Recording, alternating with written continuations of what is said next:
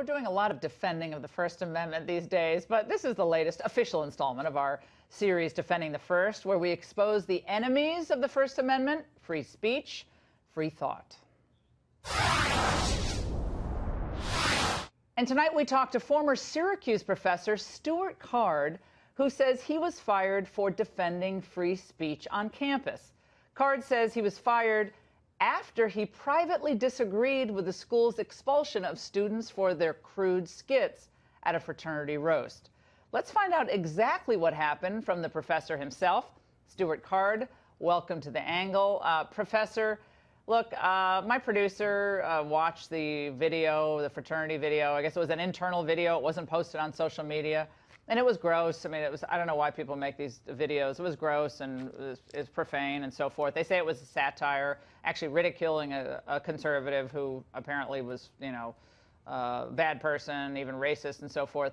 You wrote a statement, an email to the administration, and you said the following: I strongly believe that reinforcing the current myth that individuals are likely to be damaged by exposure to expressions that they find offensive and thus require pampering is a disservice to our students and our profession. I know my view on this is out of sync with current opinion, but I was toughened as a youth, not just by emotional bullying, but by physical beatings by much older and larger students. I survived. I got stronger. I mean, and then you're separated from the university for that?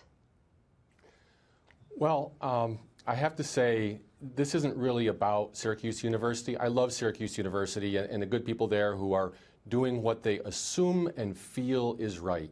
This is really about ideas, not specific institutions or individuals. It's about the ideas of free speech and reason versus some dangerous, irrational myths that have swept the campuses around the country.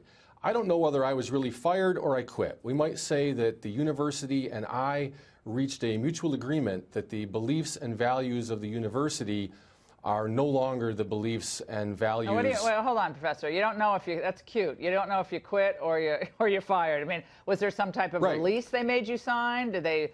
No. No, they didn't. Okay. Well, you said when I sent that email, I concluded it with if my position on this is so objectionable as to render me disqualified from further service to our students, then put me on a list of don't use me as an adjunct anymore. And the answer came back, yes, indeed, your values are not in alignment with those of our college, and so we don't need your services. Don't be obtuse. You were fired because you wrote that email saying, I'm concerned that we're coddling students, coddling them and trying to protect them from all these offensive ideas is not going to help anyone. It's not going to advance the cause of learning. And that was the thing that they ultimately said, yeah, you're right. We don't want someone like you at our university. And I know you're protective of Syracuse. That's nice.